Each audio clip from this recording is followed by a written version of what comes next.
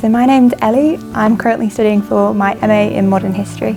The main task we had to do as like a group of interns was creating a website, sort of a careers hub for the Faculty of Arts and Humanities. So we sort of researched, planned and designed the pages all together, and then we were also responsible for a few departments. So I was working with archaeology and history, so I created some alumni profiles for archaeology.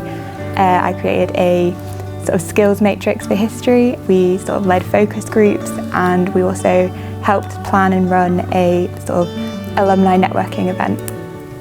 So some of the skills that I developed from this opportunity includes digital fluency, so getting used to sort of Google Sites, Microsoft Office, Google Sheets. They've all really come into the role and I feel a lot more confident using them, and I think that'll be really useful for jobs in the future.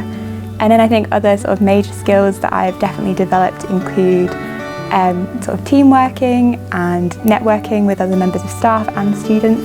The application process was pretty straightforward. I heard about the role from an email from my department, and then I applied via Career Connect, so there was a Google form to complete. And then I had an interview which was online, so I think there was 3 people on the panel, and they asked sort of pretty standard interview questions about my experiences, skills, and then I think I heard back a few days later. Being an arts and humanities student really helped me in the role because of my research skills.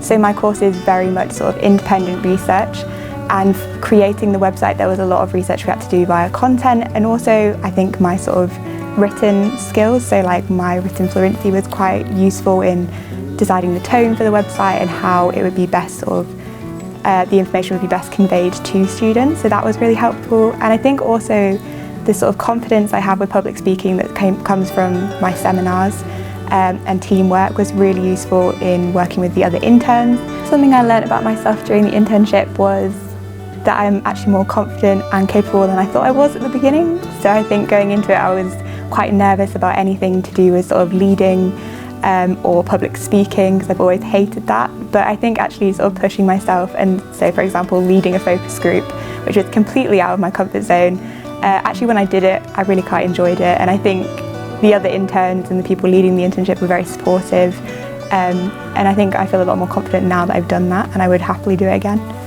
Concern I had before starting the role was about sort of balancing it with my studies. So I'm a master's student, and I was worried because my course is quite intense if I would be able to balance it with part-time work, but this internship's been really flexible. It's like a good amount of hours per week, and I can kind of do it around my studies. So some advice I'd give to students looking for internships or placements would be to sort of check websites regularly.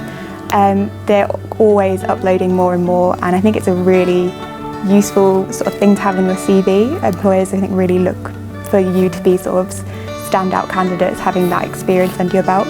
And I'd also recommend looking at the university, because especially when you're a student they're really flexible and they really help you to balance the internship with your studies.